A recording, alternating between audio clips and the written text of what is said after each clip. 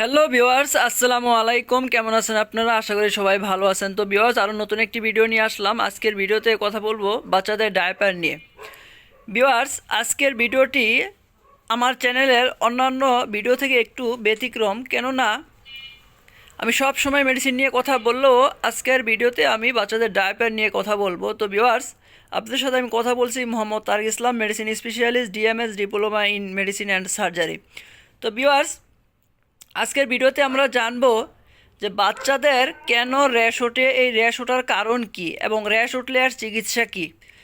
তো ভিউয়ার্স, যদি আমার এই ভিডিও আপনার কাছে ভালো লাগে অবশ্যই আমার এই চ্যানেল সাবস্ক্রাইব করে আমাকে সহযোগিতা করবেন। তো আমরা মূল ভিডিওতে কথা বলি। তো আপনাদের দেখানোর স্বার্থে আমি একটি ডায়াপার প্যাকেট থেকে খুলে রেখেছি, যা আপনাদের দেখানোর জন্য সুবিধা হবে। তো ভিউয়ার্স, আমাদের মার্কেটে নানান ধরনের ডায়াপার রয়েছে।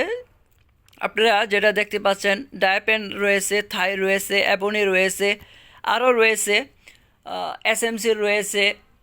তো যেই কোম্পানিরই হোক না কেন, প্রত্যেকটা ডায়াপারের ভিতরেই কিছু ইন্ডিকেটর দেওয়া থাকে, যেটা প্রস্রাব দিয়ে যখন ভরে যায় তখন হচ্ছে আমাদের যেই দাগ কাটা থাকে, যে কালারটা, সেই কালারটা চেঞ্জ হয়ে যায়।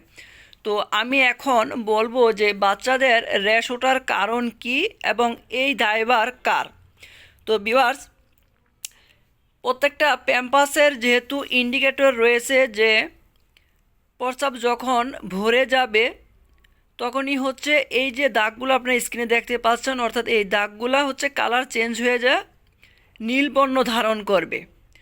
তো অনেক সময় আমাদের মায়েরা যেটা করে যে প্রস্রাব দিয়ে ভরার পরেও এই ডায়াপারগুলা চেঞ্জ করে না, অর্থাৎ এই ডায়াপার চেঞ্জ না করার কারণে আমাদের বাচ্চাদের র্যাশ উঠে থাকে।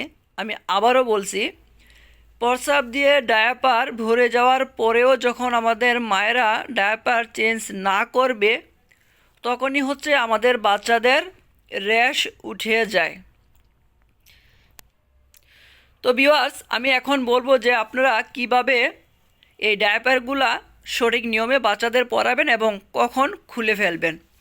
তো আমাদের ডায়াপারের দুইটা সাইড থাকে, একটা হচ্ছে সামনের সাইড, একটা হচ্ছে পিছনের সাইড। তো ভিউয়ার্স, আমাদের সামনের সাইডে লেখা থাকে যে ফ্রন্ট, আপনার স্ক্রিনে যেটা দেখতে পাচ্ছেন ফ্রন্ট, ফ্রন্ট মানে সামনের সাইড। আর যেই পাশে ফ্রন্ট লেখা থাকবে না সেটা হচ্ছে পিছনের সাইড। তো আমরা যেটা করব যে ফ্রন্ট সাইড যেটা থাকবে সেটা আমরা সামনের দিকে রাখবো। তো আমরা যখন ডায়াপার পরাবো তারপর থেকে হচ্ছে আমাদের যে ইন্ডিকেটর দেওয়া থাকে, অর্থাৎ যে দাগগুলা দেওয়া থাকে, আপনারা দেখতে পারবেন যে দাগগুলা হচ্ছে লাস্ট মুহূর্তে একটা যে পাখি আছে সেই পাখি পর্যন্ত, অর্থাৎ দাগগুলা শেষ হয়ে গেছে। তো ভিউয়ার্স, আমরা পরানোর পর থেকেই খেয়াল রাখবো যে এই দাগগুলা কখন কালার চেঞ্জ হবে, অর্থাৎ শুরু থেকে শেষ পর্যন্ত যখন আমাদের কালার চেঞ্জ হয়ে নীলবর্ণ ধারণ করবে তখনই আমরা বুঝে ফেলবো যে এই ডায়াপারগুলো প্রস্রাব দিয়ে সম্পূর্ণ ভরে গেছে। অর্থাৎ ঠিক ওই মুহূর্তের সাথে সাথে আমরা এই ডায়াপারগুলো চেঞ্জ করে নতুন আরেকটি ডায়াপার পরাবো। যদি আমরা ঠিক সময়ে ডায়াপার চেঞ্জ না করি তাহলে হচ্ছে আমাদের বাচ্চাদের নানান রকম র্যাশ উঠে যাবে, ছোট ছোট গুটি হবে এবং বাচ্চারা চুলকাবে, ঘায়ের মতো মারাত্মক আকার ধারণ করতে পারে।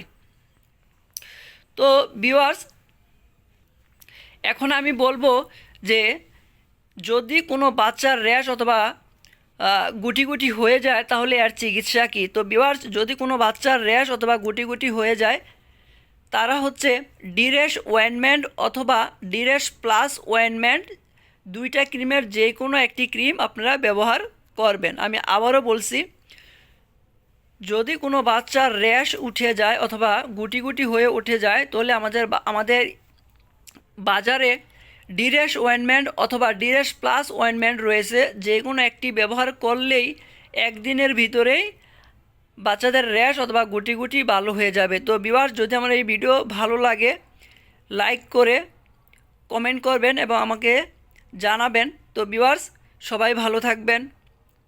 আসসালামু আলাইকুম।